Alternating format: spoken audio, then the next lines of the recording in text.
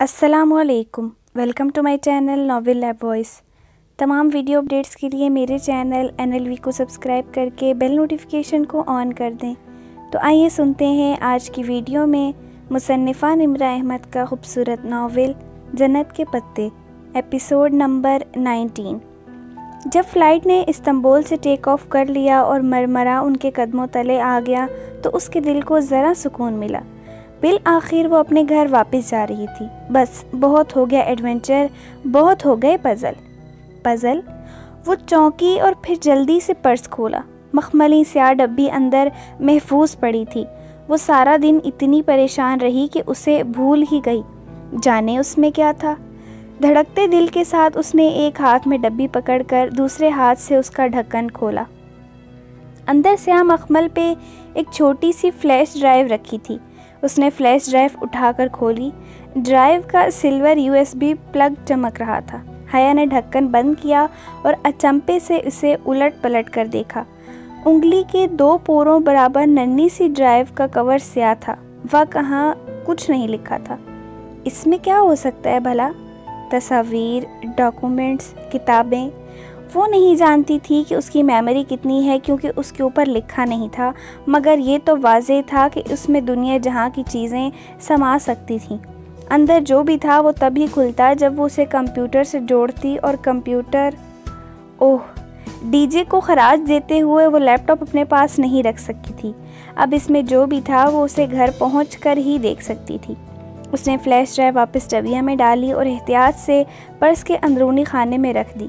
یہ قیمتی چیز تھی اور اسے اس کی حفاظت کرنی تھی۔ حیا نے سر سیٹ کی پشت سے ٹکا دیا اور جلتی آنکھیں موند لیں۔ صبح کے واقعات اور اس ہنگامہ خیز فیصلے و تیاری نے اسے تھکا دیا تھا۔ بخار، سر درد اور تھکان، ان سب کی تکلیف اس تکلیف سے کہیں چھوٹی تھی جو آج جہان نے اسے دی تھی۔ وہ کچھ بھی یاد نہیں کرنا چاہتی تھی، مگر تمام واقعات امڑ کر آنکھوں کے سامنے چلتے نظر آ رہے تھے۔ بے اعتباری کا دکھ زیادہ بڑا تھا یا خود کو جہان کے لیے بلیک میلنگ کا ہتھیار بنائے جانے کا خوف؟ وہ فیصلہ نہیں کر سکی۔ البتہ ایک بات طے تھی، اگر ان پچھلے 5 ماہ میں اس نے کچھ فیصلے کیے تھے تو پاکستان واپس جانے کا فیصلہ ان میں سے ایک تھا۔ اپنے گھر، باپ اور بھائی کے تحفظ سے بڑھ کر کچھ نہیں ہوتا۔ اسے ترکی اب بھی اتنا ہی پسند تھا، مگر ترکی کے کچھ لوگوں سے اب اسے خوف آنے لگا تھا۔ بس بہت ہو گئے ایڈونچرز۔ اس نے ہار مان لی تھی۔ وہ جہان کو کچھ کہنے کا موقع دیے بغیر ہی چلی آئی تھی، مگر وہ جانتی تھی کہ یہی صحیح تھا۔ اس کو سنبھلنے اور سوچنے کے لیے وقت چاہیے تھا۔ جہان کے لیے بھی شاید یہ درست تھا۔ اب کم از کم پاشا اسے حیا کی وجہ سے بلیک میل نہیں کر سکے گا۔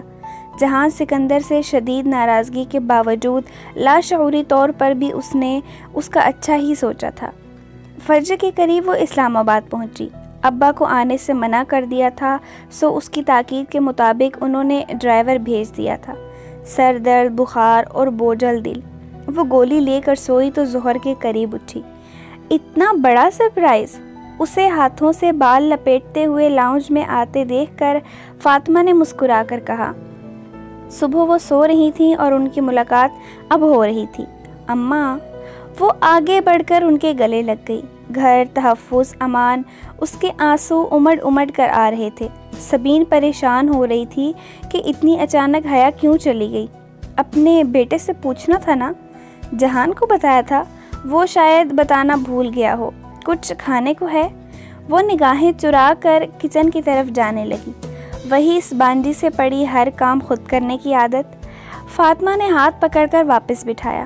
آرام سے بیٹھو، نور بانو کھانا لگا رہی ہے۔ پھر ذرا چونکی، تمہیں بخار ہے؟ جب وہ گلے لگی تھی تو اس وقت اتنے عرصے بعد ملنے کے جوش میں انہیں محسوس نہیں ہوا تھا شاید۔ نہیں، سفر کی وجہ سے۔ اس نے دھیرے سے ہاتھ چھڑایا۔ پچھلی دفعہ جب وہ پاکستان آئی تھی تب بھی اسے بخار تھا۔ تب اس نے استقلال اسٹریٹ میں DJ کو کھویا تھا۔ اب بھی اسے بخار تھا اور اس دفعہ شاید اس نے جہان کو کھویا تھا، اسی جگہ استقلال اسٹریٹ میں، آزادی کی گلی جس سے وہ کبھی اپنی زندگی آزاد نہیں کر سکتی تھی۔ شام میں جب وہ عصر پڑھ کر جائے نماز طے کر رہی تھی تو لاؤنج کی چوکھٹ پر تایا فرقان نے ہولے سے دستک دی۔ وہ چونک کر مڑی، پھر مسکرا دی۔ تایا ابا؟ وہ آگے آ گئی اور ان سے ملی۔ ارے یہ ترکی والے کہاں سے آ گئے؟ انہیں جیسے اس کا نماز کے انداز میں لیا دوپٹہ بہت اچھا لگا تھا۔ بس اگزامز ختم ہو گئے تھے، آخری مہینہ ترکی گھومنے کے لیے تھا۔ میں نے سوچا اس میں پاکستان آ جاتی ہوں، پھر جولائی میں کلیئرنس کروانے چلی جاؤں گی۔ اس نے رسان سے وضاحت دی جو اب اسے بہت سی جگہوں پہ دینی تھی۔ یہ تو بہت اچھا کیا۔ ابا کدھر ہیں تمہارے؟ کچھ کام تھا۔ پتہ نہیں، آفس میں ہوں گے، گھر پہ تو نہیں ہے۔ اچھا میں کال کر لیتا ہوں۔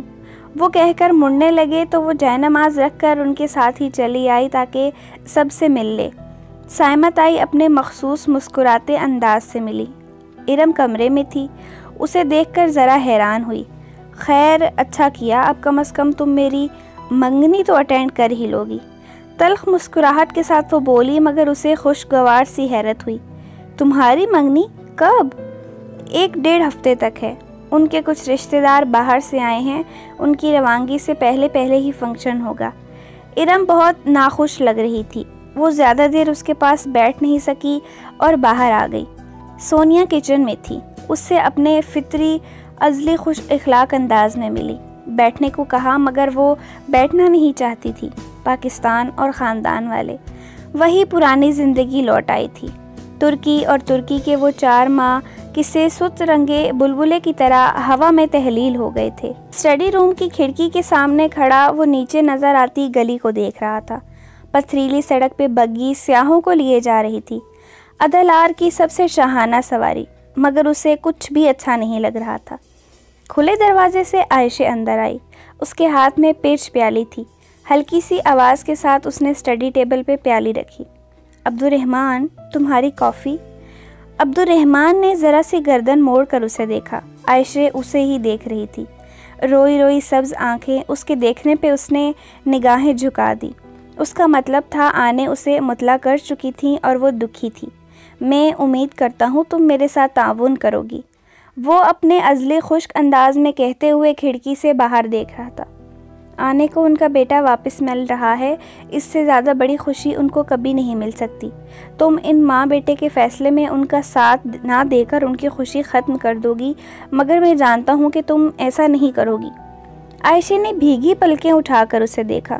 میں جانتی ہوں کہ مجھے اور بہارے کو وہیں رہنا ہے جہاں آنے کو رہنا ہے۔ اگر وہ عدلار نہیں آ سکتا اور یہ ضروری ہے کہ ہم سب یہاں سے چلے جائیں تو میں رکاوٹ نہیں ہوگی، میں نے پیکنگ شروع کر دی ہے۔ وہ لمحے بھر کو رکی۔ کیا واقعی سب ایسا ہی ہوگا جیسا تم کہہ رہے تھے؟ کیا واقعی باہر جا کر وہ ہمارے ساتھ ہی رہے گا؟ ہاں، اور تم جانتی ہو میں تمہیں دھوکہ نہیں دے سکتا۔ وہ اب بھی کھڑکی سے باہر ہی دیکھ رہا تھا۔ ٹھیک ہے، میں بہارے کو سمجھا دوں گی، وہ کوئی مسئلہ نہیں کرے گی۔ ہم اتنی ہی خاموشی سے ترکی سے چلے جائیں گے جتنی خاموشی سے تم چاہتے ہو۔ شیور، کیا اب تم مجھے اکیلا چھوڑ سکتی ہو؟ عائشہ سر ہلا کر پلٹ گئی۔ عبدالرحمن نے گردن موڑ کر اسے جاتے دیکھا اور پھر دیکھتا رہا یہاں تک کہ وہ کوریڈور کے سرے کے آگے غائب ہو گئی۔ پھر اس نے گہری سانس لی اور بولا، بہارے گل، کیا تم میز کے نیچے سے نکلنا پسند کرو گی؟ اور اسٹڈی ٹیبل تلے کان لگا کر باتیں سنتی بہارے گل نے بے اختیار زبان دانتوں تلے دبائی تھی۔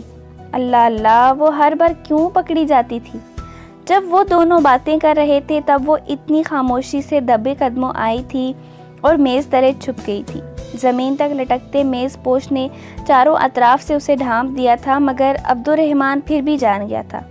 بہارے گل، وہ ذرا سختی سے بولا تو وہ رینگتی ہوئی باہر نکلی۔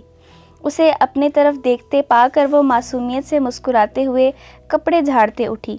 کیا کر رہی تھی تم؟ وہ شرمندہ سی مسکراہٹ کے ساتھ ہاتھ باندھے خاموشی سے اس کے سامنے آ کھڑی ہوئی۔ کچھ بولو گی نہیں؟ بہارے نے نفی میں سر ہلایا۔ کیوں؟ کیونکہ بہارے گل چپ زیادہ اچھی لگتی ہے۔ عبدالرحمن سر جھٹک کر واپس کھڑکی کی طرف مڑ گیا اور باہر دیکھنے لگا۔ وہ جیسے کچھ سوچ رہا تھا یا شاید پریشان تھا۔ میں ادھر بیٹھ جاؤں؟ بہارے نے اسٹڈی ٹیبل کی ریوالونگ چیئر جس کے ساتھ ہی عبدالرحمن کھڑا تھا کی طرف اشارہ کیا۔ اس نے دھیرے سے گردن اثبات میں ہلائی۔ وہ بڑی سی کرسی پہ بیٹھ گئی اور میز کی سطح پہ اپنے دونوں ہاتھ رکھے۔ جب حیا ادھر تھی تو وہ یہیں بیٹھ کر اپنے پزل باکس پہ غور کیا کرتی تھی۔ وہ چونکا، وہ چلی گئی ہے۔ بہارے نے سر اٹھا کر اسے دیکھا۔ اس کی بڑی بڑی بھوری آنکھوں میں حیرت پنہاں تھی۔ کہاں؟ اپنے ملک واپس۔ مگر کیوں؟ اس نے بتایا بھی نہیں، میرا نیکلس بھی نہیں خریدا۔ میں اسے فون کروں؟ نہیں، بالکل نہیں۔ وہ سختی سے بولا تو بہارے کرسی سے اٹھتے اٹھتے ٹھہر گئی۔ اور اب تم مجھ سے کوئی رابطہ نہیں رکھو گی، سمجھی؟ میں نے کیا کیا ہے؟ اس کے چہرے پہ اداسی اتر آئی۔ وہ انہی سخت تنبیہ بھری نگاہوں سے اسے دیکھ رہا تھا۔ بس کہہ دیا تو کہہ دیا۔ چند لمحے دونوں کے درمیان خاموشی چھائی رہی، پھر جیسے وہ ڈرتے ڈرتے آہستہ سے بولی، کیا ہم کہیں جا رہے ہیں؟ نہیں، میں نے کچھ نہیں سنا، میں تو بس دیکھ رہی تھی کہ تمہاری میز نیچے سے کیسے لگتی ہے، بس تھوڑا سا خود بخود سنائی دیا تھا۔ وہ جلدی سے وضاحت کرنے لگی، تمہارا خود بخود سمجھتا ہوں میں اچھی طرح۔ اسے گھور کر واپس باہر دیکھنے لگا۔ بہارے کی سمجھ میں نہیں آیا اس کا موڈ کس بات پہ خراب تھا۔ عبدالرحمن، بہارے میری بات غور سے سنو۔ بعض دفعہ انسان کو اپنا گھر، شہر، ملک سب چھوڑنا پڑتا ہے، قربانی دینی پڑتی ہے۔ میں تم سے ایک قربانی مانگ رہا ہوں۔ میں تمہارے انکل کو واپس لے آیا ہوں، وہ اب تمہارے ساتھ رہے گا، مگر اس کی مجبوری یہ ہے کہ وہ عدلار میں نہیں رہ سکتا، اس لیے اس نے ایک دوسرے ملک میں تم سب کے رہنے کا انتظام کیا ہے۔ وہ ادھر ہی ہے اور تمہارے عائشے اور آنے کے لیے گھر سیٹ کروا رہا ہے۔ اسی ہفتے تم لوگ ادھر چلے جاؤ گے، اور پلیز نہ رو گی، نہ ہی شور ڈالو گی، نہ تم مجھے تنگ کرو گی۔ تم عدلار چھوڑ دو گی اور میرے خلاف جانے کی ضد نہیں کرو گی، سمجھی؟ وہ باہر دیکھتے ہوئے بے لچک سرد انداز میں کہتا گیا۔ بہارے کا چہرہ بجھتا چلا گیا۔ یہ رہا تمہارا پاسپورٹ۔ اس نے کوٹ کی اندرونی جیب سے ایک ننھی سی کتاب نکال کر بہارے کو تھمائی۔ بہارے نے بے دلی سے اسے کھولا۔ اندر اس کی تصویر لگی ہوئی تھی۔ ہم یہاں کیوں نہیں رہ سکتے؟ سوال نہیں کرو گی تم، سنا تم نے؟ بہارے کا سر مزید جھک گیا۔ وہ یرمزدگی سے پاسپورٹ کے صفحے پلٹ رہی تھی۔ ایک جگہ وہ ٹھہر سی گئی۔ وہ نہ پاسپورٹ کے رنگ کو دیکھ رہی تھی، نہ ہی دوسری تفصیلات کو۔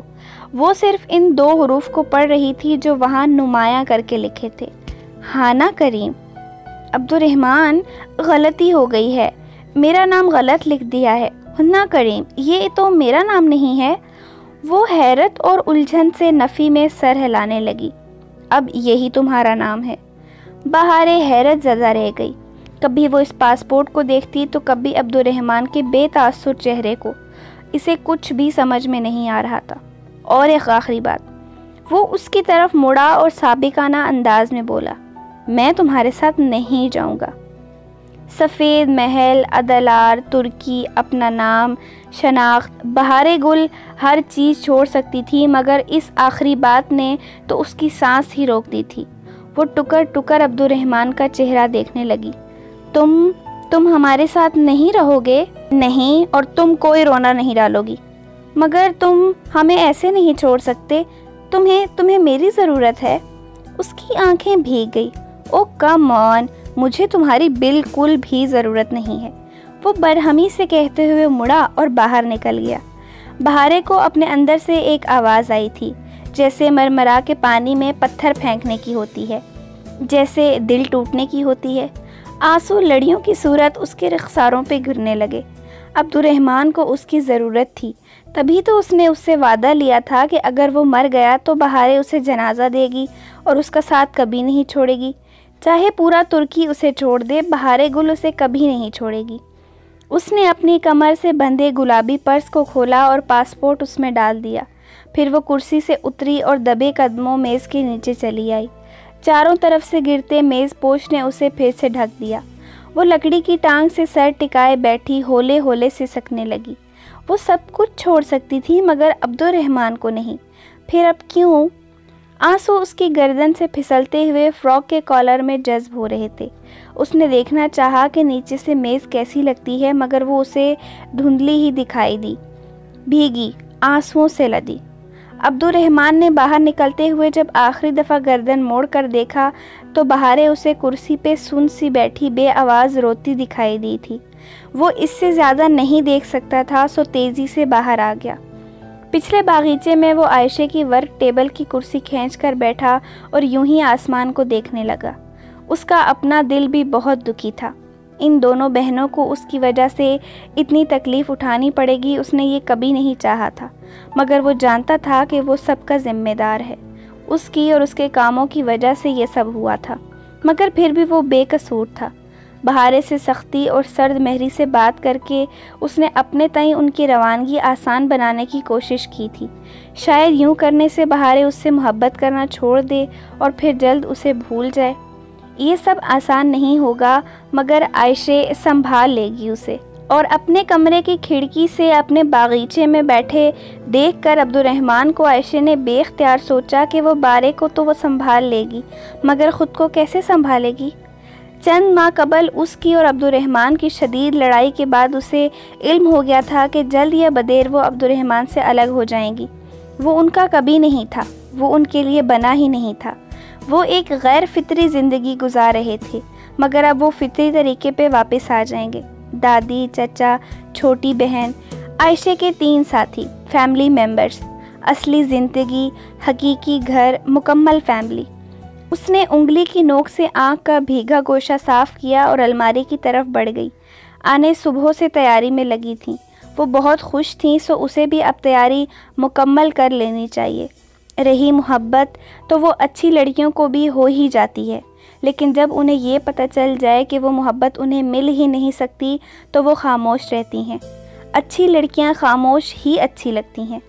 دکھی دل کے ساتھ اس نے دراز سے اپنی قیمتی چیزیں نکالنی شروع کی۔ وہ ان سب کو ایک جیولری باکس میں ڈال رہی تھی۔ سب سے اوپر اس نے اپنی انگلی میں انگوٹھی اتار کر رکھی۔ یہ اسے عبدالرحمن نے اس کی سالگرہ پہ تحفے میں دی تھی اور وہ اسے کبھی نہیں اتارتی تھی۔ جواب میں اس نے عبدالرحمن کو اپنی سالگرہ پہ کیا دیا تھا؟ اس نے اپنے جیولری باکس کی سب سے آخری چھوٹی سی دراز کھولی۔ وہ خالی تھی۔ کبھی اس میں وہ شے ہوتی تھی جو اس نے عبدالرحمن کو دے دی تھی، مگر اس بے رحم آدمی نے اس کے تحفے کے ساتھ کیا کیا؟ عائشہ نے آزردگی سے سر جھٹکا۔ زندگی میں سب سے زیادہ خوف اسے اسی بات پر آتا تھا کہ کہیں وہ جانتا تو نہیں کہ وہ کیا سوچتی ہے، مگر نہیں، وہ کبھی نہیں جان سکتا تھا۔ اس نے خود کو تسلی دی، وہ غلط تھی۔ زارا اس سے ملنے آئی تھی۔ اتنے عرصے میں زارا کو تو وہ جیسے بھول ہی گئی تھی۔ اب دونوں مل کر بیٹھیں تو وہ ترکی کی باتیں ہی کیے گئی۔ بس یہی موضوع تھا جس پہ وہ زارا سے بات کر سکتی تھی۔ بعض دفعہ دوست تو وہی ہوتے ہیں، مگر وقت انسان کو اتنا آگے لے جاتا ہے کہ وہ اپنے دوست کے مدار سے ہی نکل آتا ہے۔ پھر کتنا ہی میل ملاقات رکھ لے، وہ درمیانی فاصلہ ناقابل عبور بن جاتا ہے۔ وہ بھی زارا کے مدار سے نکل آئی تھی۔ اس کی دوستیں تو صرف عائشہ گل اور بہارے گل تھیں، جن کو وہ بتا کر بھی نہیں آئی تھی۔ آج فون کیا تو عائشہ کا سیل آف تھا، سو اس نے میل کر دی۔ ابھی تک جواب نہیں آیا تھا۔ زارا گئی تو فاطمہ نے اسے بلا لیا۔ سائمہ تائی آئی تھیں، اسے دیکھ کر مسکرا دیں۔ شکر ہے بیٹا تم ہو، ورنہ میں کیا کرتی۔ ارم کے سسرال والوں کی شاپنگ کرنی ہے، منگنی کے تحائف وغیرہ۔ ارم کو تو کچھ سمجھ میں ہی نہیں ہے، تمہارا ٹیسٹ اچھا ہے، میرے ساتھ چلو۔ تائی کی زبان میں جو حلاوت تھی، چکنائی بری حلاوت۔ عائشہ، بہارے، حالے، معتصم، ڈی جے، یہ لوگ اس چکنائی سے کتنے دور تھے نا۔ شیور تائی اماں، میں ذرا عبایا لے آؤں۔ وہ حامی بھر کر اٹھنے لگی تو فاطمہ چونکی۔ تم نے عبایا لیا ہے؟ جی اماں، ایک فرینڈ نے گفٹ کیا تھا، میں نے سوچا آپ باہر جاتے ہوئے لے لیا کروں گی۔ وہ بظاہر بہت لاپرواہی سے کہتی اٹھائی۔ پھر تھوڑی دیر بعد ہی وہ اپنے پاؤں کو چھوتے تریر کے عبایا میں سیاہ سٹول سلیقے سے چہرے کے گرد لپیٹ کر باہر آئی تو وہ دونوں پل بھر کو حیران رہ گئیں۔ یہ اچھا کیا تم نے، تم پہ اچھا بھی لگ رہا ہے، فیشن بھی ہے آج کل عبایا کا۔ سائمہ تائی مسکرا کر بولی، ویسے تمہارے تایا نے دیکھا تو بہت خوش ہوں گے۔ مجھے تایا سے سرٹیفکیٹ تو نہیں چاہیے تائی اماں، اس نے سوچا مگر کہا نہیں۔ ہاں مگر عبایا بہت سمپل نہیں ہے۔ فاطمہ ذرا متذبذب تھیں، چونکہ اس کا عبایا سادہ تھا اور سوائے آستین کے سبز سٹونز کے جو اتنے مدھم تھے کہ توجہ نہ گھیرتے کوئی کام نہ تھا، سو انہیں قلق تھا۔ اور میں جب حج پہ گئی تو کتنا کہتی رہی کہ تمہارے لیے عبایا لے آؤں، مگر تم نے انکار کر دیا تھا۔ فاطمہ 3-4 سال پرانی بات دہرانے لگیں۔ وہ اس لیے اصرار کرتی رہی تھیں کہ ان کی بھابھی جو ان کے ساتھ حج پر تھیں اپنی بیٹیوں کے لیے قیمتی اور کامدار عبایا لے رہی تھیں۔ حیا نے صاف منع کر دیا تھا۔ عبایا کے بجائے اس کی کزنز کے بھرکے اور اسی ملبوسات لگتے تھے۔ بس اب دل چاہ رہا تھا۔ وہ نقاب کی پٹی سر کے پیچھے باندھنے لگی۔ تم نے نقاب بھی شروع کر دیا؟ سائمہ تائی کو اب واقعتاً جھٹکا لگا تھا۔ چلیں تائی، وہ گاڑی کی چابی پرس سے نکالتے ہوئے بولی۔ اس کے نظر انداز کرنے کے باوجود تائی کہنے لگی، چلو اچھا لگ رہا ہے، مگر دیکھتے ہیں کہ تم کتنے دن کرتی ہو۔ اس نے 2 دن بعد ہی چھوڑ دینا ہے، فاطمہ مسکرا کر بولی۔ چلیں دیکھتے ہیں لیڈیز، وہ شانے اچکا کر کہتی باہر نکل آئی۔ استنبول بلا شبہ ایک خوبصورت اور شاندار قسم کا شہر تھا، وہ مانتی تھی، مگر جو بھی ہو پاکستان پاکستان تھا، اپنے ملک کا کوئی مقابلہ نہیں ہوتا۔ بہت عرصے بعد وہ اپنے اسلام آباد کی سڑکیں، درخت اور مارکیٹ دیکھ رہی تھی۔ تائی کو پورا F10 پھرا کر وہ دونوں شام ڈھلے واپس آئیں تو ابا اور تایا فرقان لان میں ہی بیٹھے تھے۔ حیا شاپرز اٹھائے چلتی ہوئی آئی تو تایا ذرا سیدھے ہوئے، شاید انہیں لگا کوئی مہمان ہے۔ میں ہوں تایا۔ اس نے سر کے پیچھے بندھی پٹی اتار کر نقاب چہرے سے علیحدہ کیا تو وہ دونوں واقعی حیرت زدہ رہ گئے۔ تم نے کب سے برقع لینا شروع کر دیا؟ ترکی میں شروع کیا تھا اور بس ایسے ہی شروع کر دیا تھا۔ وہ بہت عام سے انداز میں اپنے بھرکے کی بات کر رہی تھی تاکہ کوئی مذاق نہ اڑائے، مگر تائی کسی اور ہی موڑ میں مڑی۔ وہ وہیں کھڑے کھڑے حیا کے بھرکے کی تعریفیں کرنے لگیں۔ ابا اب مسکرا رہے تھے، انہیں کچھ خاص فرق نہیں پڑتا تھا۔ تایا ابا البتہ بہت خوش ہوئے۔ ہم آج حیا سے کہہ رہے تھے کہ دیکھتے ہیں کتنے دن تم بھرکا کرتی ہو۔ نہیں، انشاءاللہ میری بیٹی قائم رہے گی۔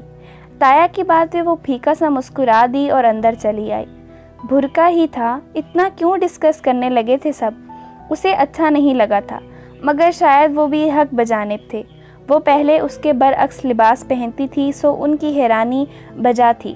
خیر جو بھی ہے، عبایا اتار کر لٹکانے تک وہ ان تمام سوچوں سے چھٹکارا پا چکی تھی۔ اب اسے وہ کام کرنا تھا جس کے لیے وہ سارا دن مارکیٹ میں مضطرب رہی تھی۔ کل اسے یاد ہی نہیں رہا، تھکاوٹ ہی اتنی تھی اور آج موقع نہیں ملا، مگر اب مزید انتظار نہیں۔ اس نے لیپ ٹاپ آن کر کے بیڈ پہ رکھا اور پرس سے وہ مخملی ڈبی نکالی۔ وہ جب بھی اسے کھولتی دل عجیب طرح سے دھڑکتا تھا، پتہ نہیں کیا ہوگا اس میں۔ اس نے فلیش ڈرائیو کا پلگ لیپ ٹاپ میں لگایا۔ روشن سکرین پہ ایک چوکھٹا ابھرا، اس پہ ایک مختصر سا پیغام تھا جس کا لبے لباب یہ تھا کہ اس فائل پہ پاسورڈ تھا اور پاسورڈ درج کرنے کے لیے ایک ہی کوشش کی جا سکتی تھی۔ صحیح پاسورڈ درج کیا تو فائل کھل جائے گی، غلط درج کیا تو فائل خود کو خود ہی ختم کر دے گی، یعنی وہ کبھی نہیں جان سکے گی کہ اس میں کیا تھا۔ پیغام چند لمحوں بعد غائب ہو گیا۔ اب اسکرین پہ ایک خالی چوکھٹا چمک رہا تھا جس میں 8 خانے بنے تھے، کسی 8 حرفی لفظ کے لیے یا کسی 8 ہندسوں کے عدد کے لیے۔ ایک تلخ مسکراہٹ اس کے لبوں پہ ابھری۔ اسے ایک نئی پہیلی دیکھ کر بالکل بھی غصہ نہیں چڑھا۔ میجر احمد نے اسے چیلنج کیا تھا اور اسے اب یہ چیلنج جیت کر دکھانا تھا۔ کہیں نہ کہیں سے اسے اس کا پاسورڈ مل ہی جائے گا اور پھر وہ اسے کھول لے گی۔ اس نے فائل کو آگے پیچھے ہر طرح سے کھولنے کی کوشش کی، مگر اس کا پروگرام خاصا پیچیدہ تھا، اسے کچھ سمجھ میں نہیں آیا۔ ویسے یہ عجیب بات تھی کہ اس دفعہ احمد نے پہیلی نہیں دی تھی، یہ پہلی دفعہ ہوا تھا، ورنہ وہ پہیلی ہمیشہ ساتھ ہی دیتا تھا۔ اب وہ پاسورڈ کیسے ڈھونڈے؟ خیر کوئی نہ کوئی حل نکل ہی آئے گا، وہ پر امید تھی۔ ترکی سے واپس آنے کے بعد آج اس نے فون آن کیا تھا۔ اپنی پرانی سم وہ نکلوا چکی تھی۔ ابھی 2 ہی گھنٹے گزرے کہ فون بجنے لگا۔ وہ جو لیپ ٹاپ پہ اپنی اور ڈی جے کی تصاویر دیکھ رہی تھی چونک کر سیدھی ہوئی۔ جلتی بجھتی اسکرین پہ چمکتے الفاظ دیکھ کر ایک گہری سانس اس کے لبوں سے آزاد ہوئی۔ خبر مل گئی آپ کو میجر صاحب؟ فون کان سے لگاتے ہوئے وہ بولی۔ مل تو گئی، مگر میں کافی حیران رہ گیا، آپ واپس کیوں آ گئیں؟ وہی نرمی، دھیما، شائستہ انداز، وہ جیسے اس کے انداز پہ مسکرایا تھا۔ حیرت ہے آپ کو پہلی دفعہ پوری بات کا علم نہیں ہوا۔ لگتا ہے آپ بہت غصے میں ہیں، کیا ہوا ہے؟ پتہ نہیں، وہ بیزار سی بولی۔ पहली बार उसे शदीद एहसास हुआ कि वो मेजर अहमद से मज़ीद बात नहीं करना चाहती। आपकी आवाज़ काफ़ी बोझल लग रही है, उदास भी हैं और परेशान भी। अगर आप वजह नहीं बताएंगी तो मैं इसरार नहीं करूँगा, बस इतना बताएं, आप ठीक तो हैं? वही फ़िक्रमंदाना अंदाज़। वो क्यों करता था उसकी इतनी फ़िक्र? जी मैं ठीक हूँ और कुछ नहीं हुआ। अगर उसे नहीं मालूम था तो वो ख़ुद अपने शौहर की किसी कमज़ोरी से उसे आगाह नहीं करेगी, और बताती भी तो क्या कि उसने अब्दुर्रहमान के साथ देखा है जहान को, और वो उनकी बातें। उन सारी बातों को अज़-सरनो याद करते हुए वो ठहर सी गई। अब्दुर्रहमान ने उसे टेक्स्ट करके बुलाया था। जब वो पेंट्री की खिड़की के करीब पहुंची तो उसे वहां से पाशा का चेहरा सामने दिखाई दे रहा था। हो सकता है उसने उसे आते ही देख लिया हो सकता है वो जानबूझकर ये सब कह रहा हो ताकि वो बददिल हो जाए और जहान को छोड़ दे। हो सकता है उसने हया को सेट अप किया हो। आखिर उसने जहान की तरफ की कहानी तो सुनी ही नहीं थी। अभी पूरा महीना हायल था उसकी और जहान की मुलाकात में। तब तक वो चौंकी और फिर सर झटका। ये जो आपकी फ्लैश ड्राइव पे पासवर्ड है उसे खोलकर कोई और पज़ल बॉक्स भी निकलेगा क्या? नहीं, ये आखिरी लॉक है, फिर मेरी अमानत आप देख लेंगी। और उसका पासवर्ड क्या है? वो आप जैसी ज़हीन खातून को चंद मिनट में ही मिल जाएगा। अच्छा, आप तंज कर रहे हैं? वो बेख्तियार हंस दी। नहीं, सच कह रहा हूँ, बहुत ही आसान है। मुझे यकीन है कि आप मेरे पज़ल का आखिरी टुकड़ा भी जोड़ लेंगी। ठीक है, अगर मुझे मज़ीद आपकी ज़रूरत नहीं तो फिर आप आइंदा मुझे कॉल मत कीजिएगा। मैं मज़ीद आपसे कोई ताल्लुक़ नहीं रखना चाहती। उसका लहजा बहुत खुश्क हो गया था। चंद सानिये वो कह नहीं पाया। मगर आपके शौहर को तो इल्म है, फिर मुझे आपको कुछ बताना है हया। उसकी आवाज़ में दुख सा था। मैं बग़ैर किसी ज़रूरत के आपसे बात नहीं करना चाहती और अब मुझे ज़रूरत नहीं रही, इसलिए आइंदा मैं आपकी कॉल अटेंड नहीं करूँगी। खुदा हाफिज़। किसी लंबी बहस से बचने के लिए उसने अज़ खुद कॉल बंद कर दी। अहमद ने फ़ौरन दोबारा कॉल की, उसने नहीं उठाई। अब उसे अहमद की मज़ीद कॉल नहीं उठानी थी। कल को कोई ऊंच नीच हुई तो सबसे पहले उसका हिजाब बदनाम होगा। वो जानती थी कि अब उसे बहुत मोहतात रहने की ज़रूरत है। उसने मोबाइल तकिए पे डाल दिया। अहमद से कतई ताल्लुक़ करके उसे कोई अफसोस नहीं हुआ था। उसके लिए वो कभी भी कुछ भी नहीं रहा था। वो मुतमईन थी। इस शाम वो किचन में खड़ी सलाद तैयार कर रही थी। फातिमा भी साथ ही काम में मसरूफ़ थी। नूर बानो बर्तन धो रही थी। अब्बा लाउंज में टीवी के सामने बैठे अखबार पढ़ रहे थे। वो ज़रा बुलंद आवाज़ में इन तीनों अफराद की मसरूफ़ियत से बेनियाज उनको तुर्की की बातें सुना रही थी। जब अपने अंदर की उदासी, जहान की खामोशी और यादों से तंग आ जाती तो उसी तरह बोलने लग जाती, और आजकल तो उसकी हर बात तुर्की से शुरू होकर तुर्की पे ख़त्म होती थी। सफ़रनामा इस्तांबुल, ये वो मौजू था जिससे घर वाले अब बोर हो चुके थे, मगर वहाँ परवाह किसे थी। अपने घर में ये सहूलत थी कि कोई मर्द मुलाजिम न था। ताया फुरकान का कुक ज़फ़र बहुत ही कम इधर आया करता था। उनका ख़ानदान वैसे भी रिवायती था। ताया की तरबियत थी कि रोहिल नहीं है तो उनके बेटों को इधर नहीं आना, और ख़ुद बहुत कम सिवाय किसी काम के इधर नहीं आते थे। सो वो अपने घर में आज़ादी से घूम फिर सकती थी। पता है नूर बानो, वहाँ टॉप कपी पैलेस के पीछे वाले रेस्टोरेंट में क्या मिलता था? अब नूर बानो के तो फरिश्तों को भी नहीं पता था कि टॉप कपी पैलेस किस जगह का नाम है। वो बेचारगी से नफ़ी में सर हिलाई गई, मगर वहाँ जवाब का इंतज़ार कर कौन रहा था। वो कटिंग बोर्ड पे सब्जियाँ खट खट काटती बोलती चली जा रही थी। वहाँ एक मशरूब मिलता था, ईरान नाम का, बिल्कुल लस्सी की तरह था, इतना मज़ेदार कि जिसकी कोई हद नहीं। मैं रेसिपी लाई हूँ, कभी मिलकर बनाएंगे। लाउंज में रखा लैंडलाइन फ़ोन बजने लगा तो अब्बा ने हाथ बढ़ाकर रिसीवर उठाया। हया ने गर्दन उठाकर उनको देखा। लाउंज और किचन के दरमियानी दीवार ऊपर से आधी खुली थी, वो उनको बासानी देख सकती थी। हाँ सबीन, कैसी हो? वो अब मुस्कुराकर बात करने लगे थे। उसका दिल ज़ोर से धड़का। लम्हे भर को उसे टॉप कपी और ईरान भूल गया। वो बिल्कुल चुप सी हुई, ज़रा सुस्त रवि से हाथ चलाने लगी। समाअत उधर ही लगी थी। क्या? कब?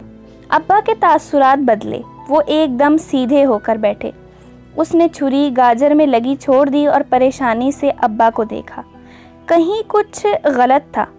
انا للہ و انا الیہ راجعون، وہ بہت دکھ سے کہہ رہے تھے۔ فاطمہ بھی جیسے گھبرا کر باہر گئیں۔ تب تک ابا فون رکھ چکے تھے۔ کیا ہوا؟ فاطمہ پریشانی سے پوچھ رہی تھی۔ حیا اسی طرح مجسمہ بنے کھڑی سانس روکے ان کو دیکھ رہی تھی۔ سکندر کا انتقال ہو گیا ہے۔ ابا کے الفاظ نے پورے لاؤنج کو سکتے میں ڈال دیا، ملال بھرے سکتے میں۔ حیرت، شوق، دکھ، وہ ملی جلی کیفیات میں گھری کھڑی تھی۔ وہ لوگ 2-1 روز میں باڈی لے کر آ رہے ہیں، میں فرقان بھائی کو بتا دوں؟ ابا تعصب سے کہتے فون اٹھا کر نمبر ملانے لگے۔ ایک لمحہ، بس ایک لمحہ انسان سے اس کی شناخت چھین کر اسے باڈی بنا دیتا ہے۔ اس کے اندر کہیں بہت سے آنسو گرے تھے۔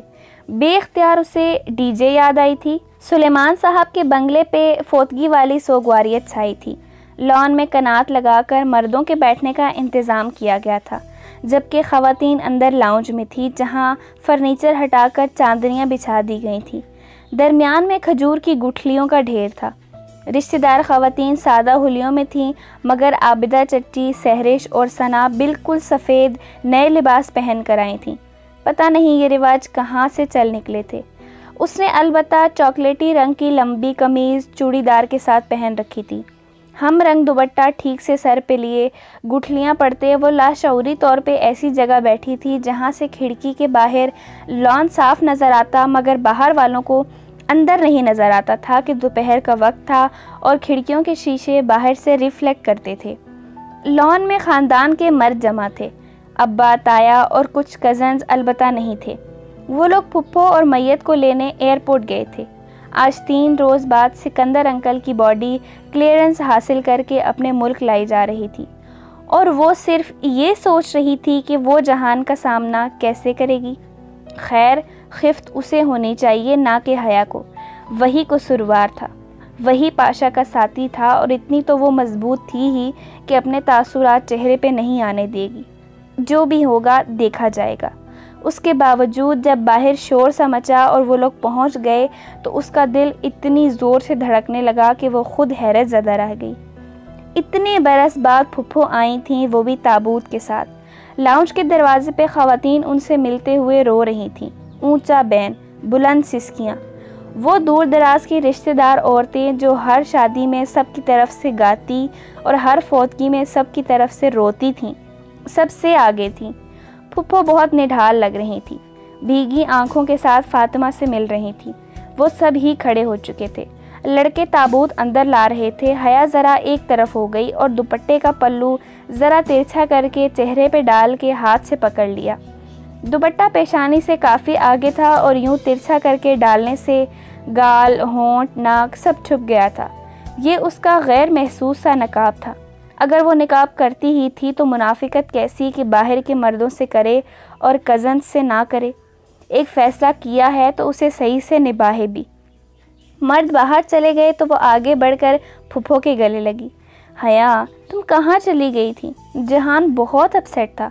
بے آواز آنسو بہاتی پھپھو اس سے الگ ہو کر آہستہ سے بولی تھی۔ وہ سخت شرمندہ ہوئی۔ کیا تھا اگر پھپھو کو ایک فون ہی کر لیتی؟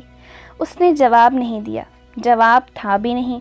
پھر جب وہ اپنی جگہ پر آ کر بیٹھی تو نگاہ کھڑکی پہ پھسل گئی۔ باہر لگے مجمع میں وہ جہان کو کھوجنے لگی اور پھر ایک دم چونکی۔ اس نے بہت سی باتیں سوچی تھیں۔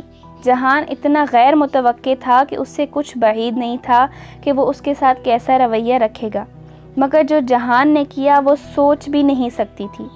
جہان سکندر پاکستان آیا ہی نہیں تھا۔ جہان نہیں آیا چاچی؟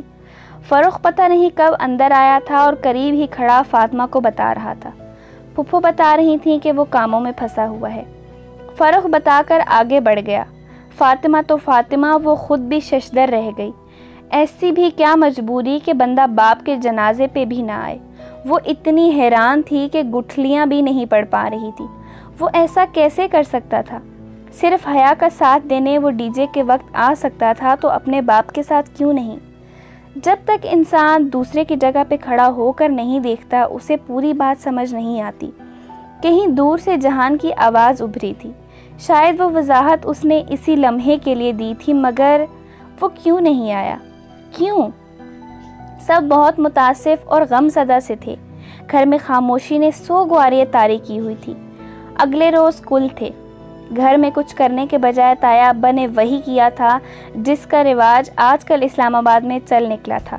تمام عزیز و اقارب کو کسی 5 اسٹار ہوٹل میں ڈنر کے لیے فیملی واؤچرز دے دیے گئے تھے کہ بما خاندان جا کر ڈنر کریں اور مرحوم کے لیے ایصال ثواب کے لیے دعا کریں۔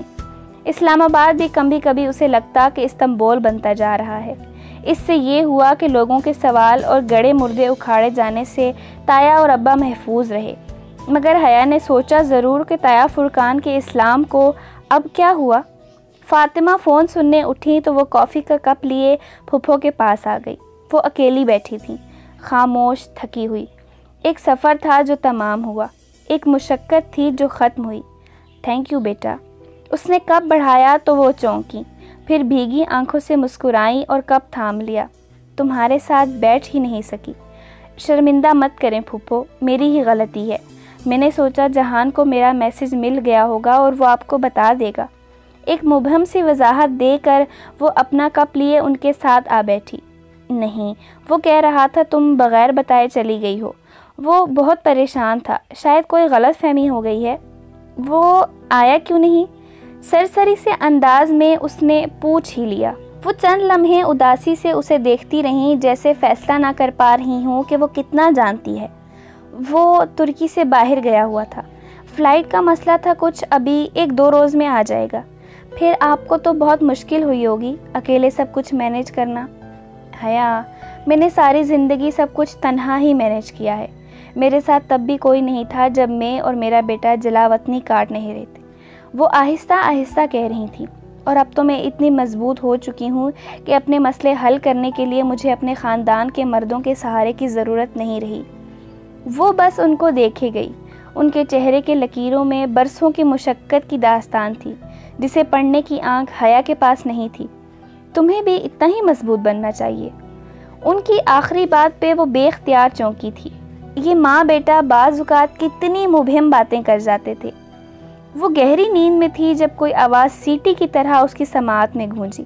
کافی دیر بعد اس نے بھاری پپوٹے بمشکل اٹھائے اور اندھیرے میں جلتے بجھتے روشنی کے منبع کی طرف دیکھا۔ موبائل؟ بدقت اس نے بازو بڑھا کر بجتا ہوا موبائل اٹھایا۔ جہان کالنگ۔ اس کی ساری نیند اڑ گئی۔ رات کے 3 بج رہے تھے۔ وہ ایک دم اٹھ بیٹھی اور کال پک کی۔ ساری ناراضی رات کی خاموشی میں تحلیل ہو گئی تھی۔ جہان؟ اس کی آواز ابھی بھی نیند سے بوجھل تھی۔ حیا؟ وہ دھیمی آواز میں کہتا ذرا رکا۔ کیسی ہو؟ میں ٹھیک ہوں، اور تم؟ بیڈ گراؤنڈ کے ساتھ ٹیک لگاتے ہوئے اس نے ریموٹ اٹھا کر اے سی آف کیا۔ کمرہ بہت ٹھنڈا ہو چکا تھا۔ فائن۔ تم سو رہی تھی؟ ہاں، اس وقت میں فٹ بال کھیلنے سے تو رہی۔ اس نے سوچا، ممی سو رہی ہیں؟ ظاہر ہے، اٹھاؤں انہیں؟ نہیں، ان کو ڈسٹرب نہیں کرنا چاہتا۔ ماموں ہیں یا ڈرائیور؟ وہ جیسے سوچ کر بول رہا تھا۔ نہیں، ابا اور اماں شام میں لاہور گئے ہیں، کوئی فوتگی ہو گئی تھی، صبح ہی آ جائیں گے۔ کیوں؟ وہ ایک دم چونکی۔ تم کہاں ہو؟ میں ایئرپورٹ پہ ہوں اور مجھے تمہارے گھر کا راستہ معلوم نہیں ہے، تم مجھے لینے آ سکتی ہو؟ اوہ ہاں، تم رکو، میں آ رہی ہوں۔ وہ لحاف پھینک کر تیزی سے بستر سے اتری۔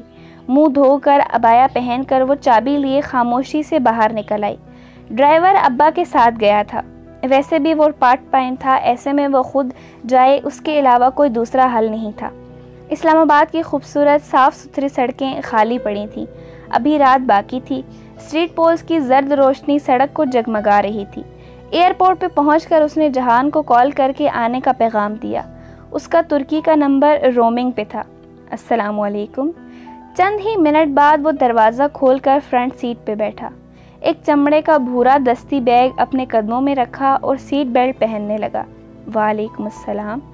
اگنیشن میں چابی گھماتے ہوئے حیا نے ذرا سی نگاہ پھیر کر اسے دیکھا۔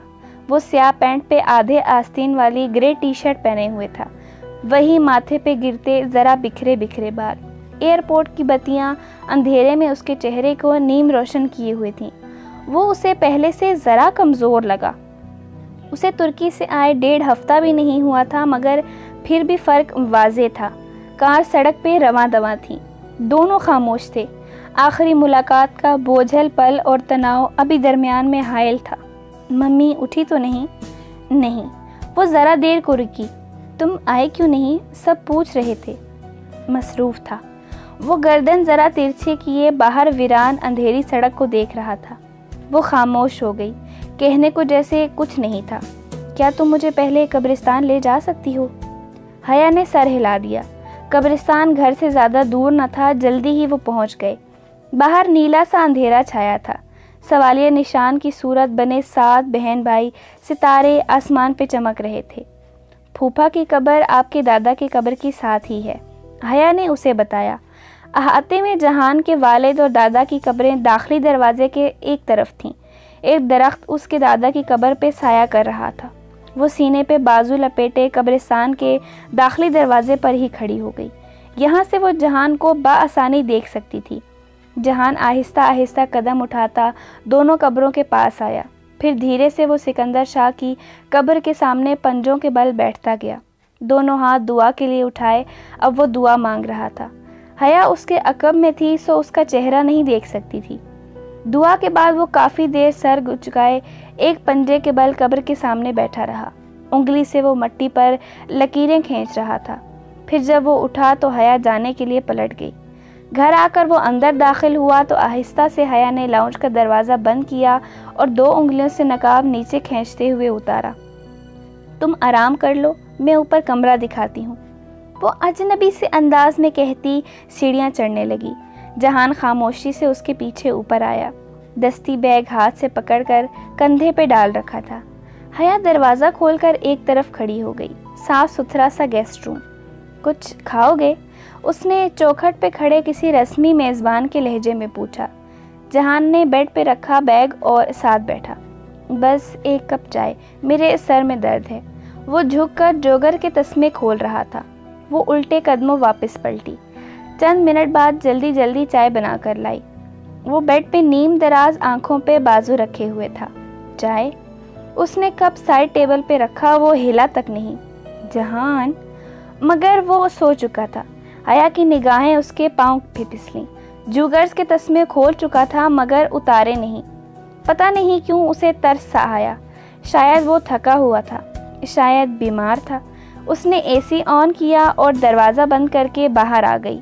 صبح وہ دیر سے اٹھی۔ لاؤنج میں فاطمہ اور پھپھو چائے پی رہی تھیں۔ 11 بج چکے تھے۔ نور بانو، میرا ناشتہ۔ نور بانو کو پکار کر وہ ان کے پاس آ بیٹھی۔ فاطمہ لاہور والوں کا تذکرہ ہی کر رہی تھی۔ آپ لوگ کب آئے؟ صبح 8 بجے پہنچ گئے تھے، تم سو رہی تھیں۔ فاطمہ مسکرا کر کہنے لگی۔ اچھا، جہان اٹھ گیا؟ حیا کی نگاہ سیڑھیوں کے اوپر پھسلی تو یوں ہی لبوں سے نکلا۔ وہ دونوں ایک دم سے اسے دیکھنے لگیں۔ جہان؟ اوہ، وہ ایک دم سیتی ہوئی۔ وہ صبح پہنچ گیا تھا، اوپر کمرے میں ہے، آپ کو نہیں پتہ چلا؟ نہیں، وہ آ گیا؟ سبین سکندر کے چہرے پہ ایک دم چمک سی ابھری، خوشگوار سی حیرت۔ وہ باپ کے جنازے کے 3 دن پہنچ رہا ہے مگر ادھر کوئی ناراضگی نہیں۔ جی میں دیکھتی ہوں۔ وہ خود ہی اٹھائی۔ اوپر اس کے کمرے کا دروازہ کھولا تو یخ بستہ ہو چکا تھا۔ اے سی تب کا آن تھا۔ اس نے جلدی سے اے سی بند کیا اور پنکھا چلا دیا۔ جہان اسی حالت میں جوتوں سمیت لیٹا تھا، آنکھوں پہ بازو رکھے۔ وہ شاید نیند میں بھی کسی کو اپنی آنکھیں پڑھنے نہیں دیتا تھا۔ تپائی پہ دھری چائے ٹھنڈی اور پرانی ہو چکی تھی۔ سوچا اٹھا لے، پھر خیال آیا کہ رہنے دے، اس کو پتہ تو چلے کہ وہ اس کے لیے چائے لے آئی تھی۔ وہ دوپہر کے کھانے تک بھی نہیں اٹھا۔ پھپھو اس کو ڈسٹرب نہیں کرنا چاہتی تھیں، سو اس کے اٹھنے کا انتظار کر رہی تھی۔ سپہر میں زارا آ گئی۔ موسم اچھا تھا۔ دونوں نے شاپنگ پلان کر لی مگر جب وہ عبایا پہن کر باہر آئی تو پھر سے ایکشن ری پلے شروع ہو گیا۔ تم نے عبایا کب سے لینا شروع کر دیا؟ وہی حیرت، سوال، تفتیش، تشویش۔ ایک لمبا اور جامع سا جواب دے کر بھی اسے لگا کہ زارا غیر مطمئن ہے اور غیر آرام دہ بھی۔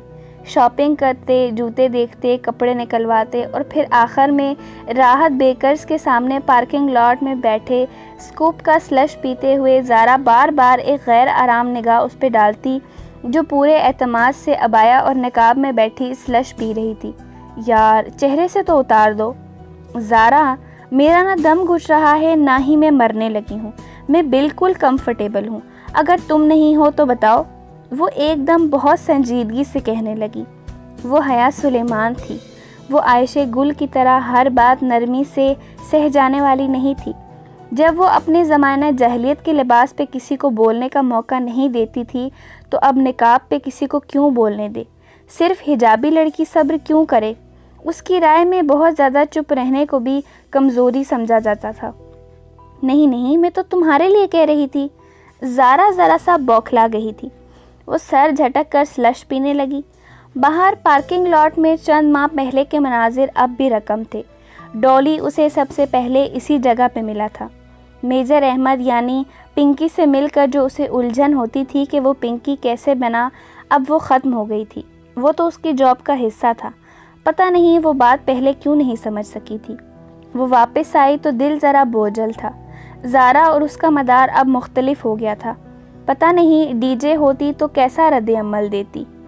اب اجنبی کا ٹیگ جو پیشانی پہ لگ گیا تھا۔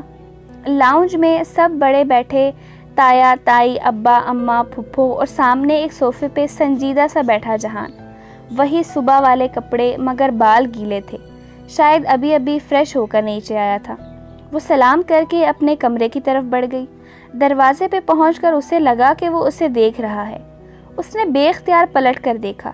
جہان تایا فرقان کی طرف متوجہ تھا، وہ اسے نہیں دیکھ رہا تھا۔ وہ سر جھٹک کر اندر آ گئی۔ دوبارہ اس کی جہان سے ملاقات رات کے کھانے پہ ہوئی۔ وہ ذرا دیر سے ڈائننگ ٹیبل پہ پہنچا تھا۔ ابا مرکزی کرسی پہ تھے، حیا فاطمہ کے ساتھ ایک طرف تھی۔ جہان نے جو کرسی کھینچی وہ حیا کے بالمقابل تھی، مگر وہ اسے نظر انداز کر رہی تھی۔ وہ بھی یہی کر رہا تھا، بلکہ وہ تو شاید ہمیشہ سے یہی کرتا آیا تھا۔ کتنی چھٹی ہے تمہاری؟ ابا کھانے کے دوران پوچھنے لگے۔ وہ سر جھکائے کانٹے سے سلاد کا ٹکڑا اٹھاتے ہوئے بولا، کچھ کنفرم نہیں ہے۔ چھٹی کیسی؟ اپنا ریسٹورنٹ ہے اس کا، بلکہ پاشا کا۔ اس نے تلخی سے سوچا، 1-1.5 ہفتہ تو ہوں، پھر شاید چلا جاؤں، ممی کو یہیں اپارٹمنٹ لے دوں گا۔ حیا نے چونک کر سر اٹھایا۔ پھپھو، آپ اب یہیں رہیں گی؟ اس کے چہرے پہ خوشگوار سی حیرت امڈ آئی تھی۔ سبین پھپھو نے ہلکی سی مسکراہٹ کے ساتھ سر اسبات میں ہلا دیا۔ صرف سکندر کے لیے وہاں تھی، اب ادھر رہنے کا جواز نہیں ہے۔ تو جہان، آپ بھی یہیں شفٹ ہو جاؤ۔ فاطمہ نے ذرا دبے دبے جوش سے کہتے ہوئے ایک نظر سلیمان صاحب کو دیکھا۔ وہ بھی ذرا امید سے جہان کو دیکھنے لگے۔ وہی بیٹی کو اپنے قریب رکھنے کی خواہش۔ اور اپارٹمنٹ کی کیا ضرورت ہے، یہی گھر ہے سبین کا۔ جہان ہلکا سا مسکرایا۔ وہ پورے دن میں پہلی دفعہ مسکرایا تھا۔ رہنے دے مامی، میرے نصیب میں پاکستان میں رہنا لکھا ہی نہیں ہے۔ اس کی آواز میں کچھ تھا کہ حیا ہاتھ روک کر اسے دیکھنے لگی۔ وہ سر جھکائے کھانا کھا رہا تھا، مگر چہرے پہ وہی مسکراہٹ، وہی چمک تھی جو وہ کبھی کبھی اس کے چہرے پہ دیکھا کرتی تھی، خاص موقعوں پہ، خاص باتوں پہ۔ خیر، کبھی وہ اس کی وجہ بھی جان ہی لے گی۔ وہ دھیرے سے سر جھٹک کر کھانا کھانے لگی۔ صبح فجر پڑھ کر سونے کے بجائے وہ اوپر آ گئی۔ جہان کے کمرے کے سامنے سے گزرتے ہوئے ایک نظر اس نے بند دروازے پہ ضرور ڈالی تھی۔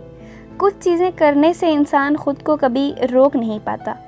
چھت پہ ہر طرف لہلہاتے گملوں کی سرحد بنی تھی۔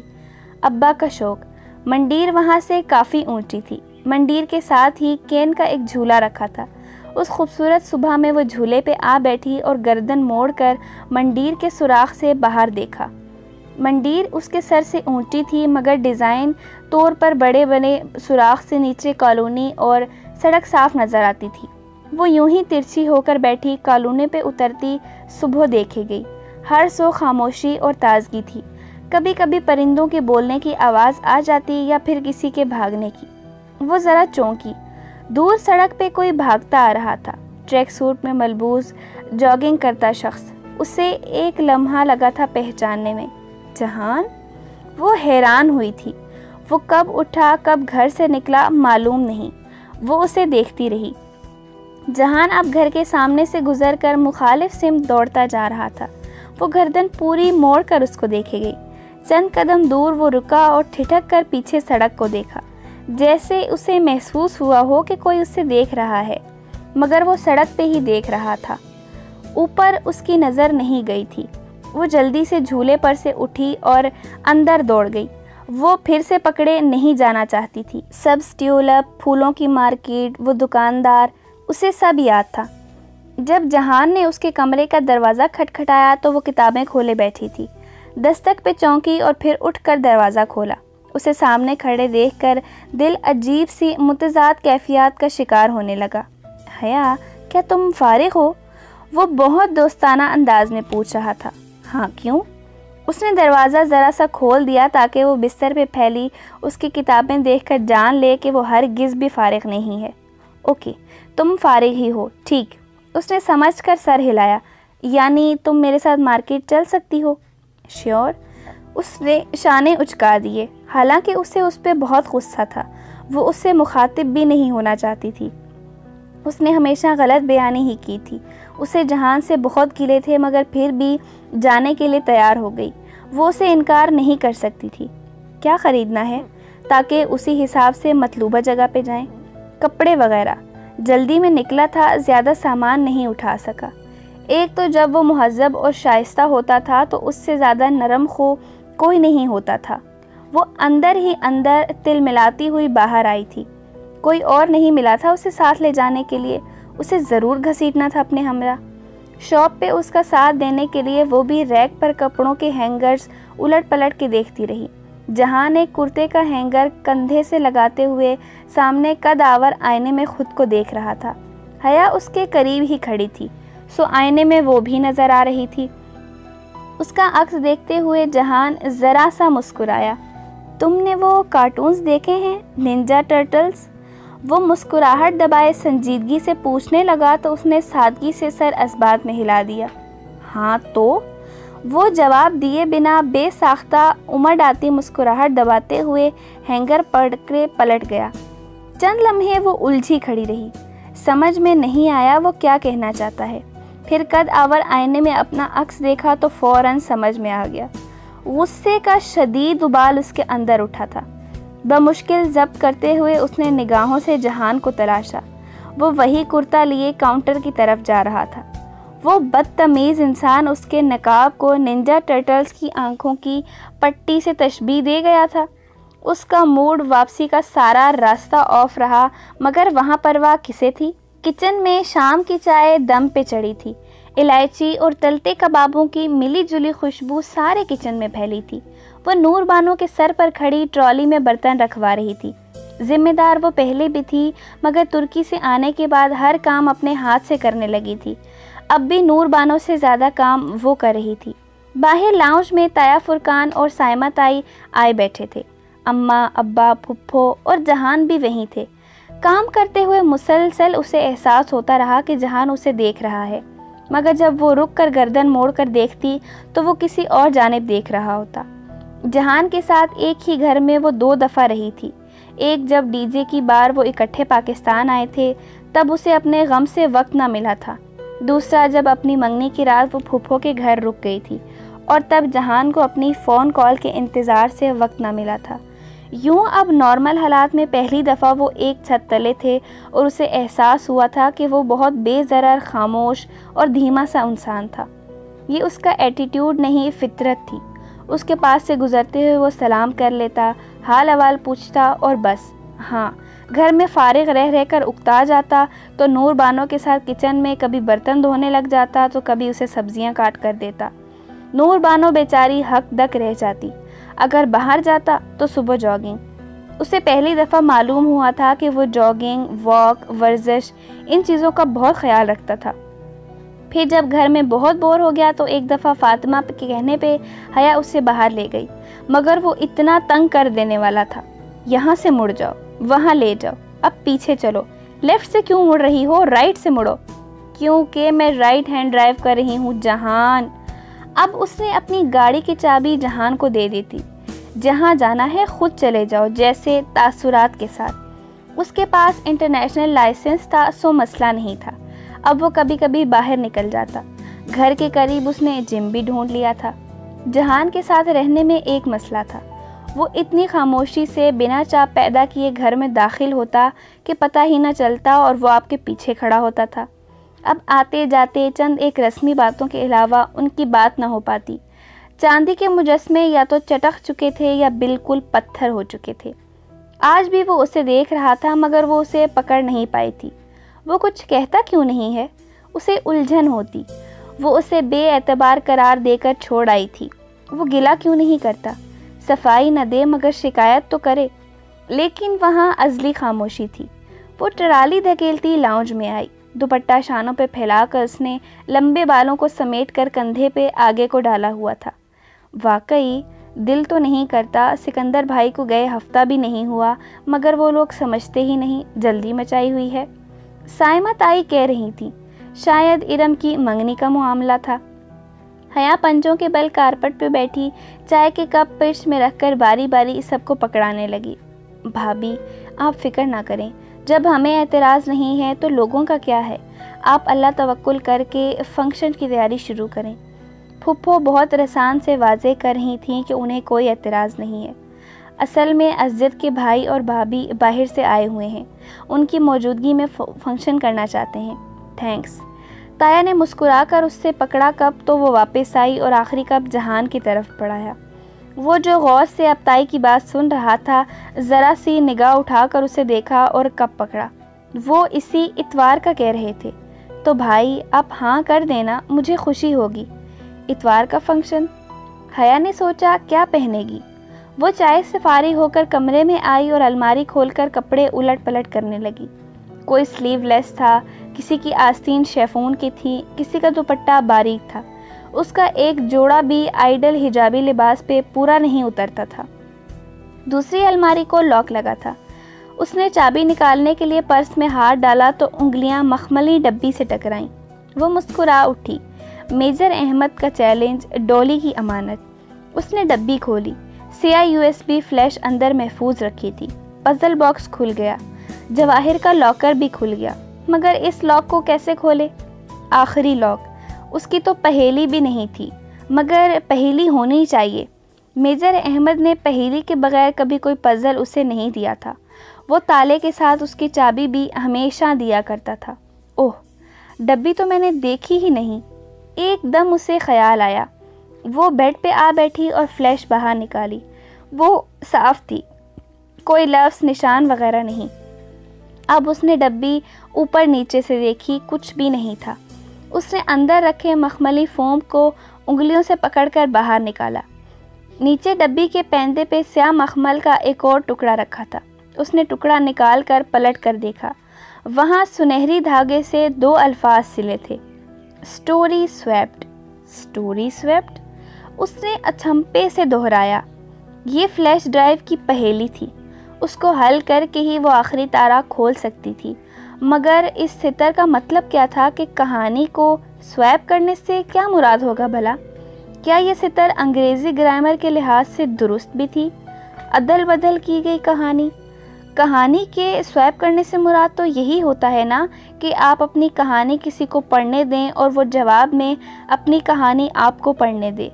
इस अजीब से सितर का यही मतलब निकलता था। मगर कौन सी कहानी?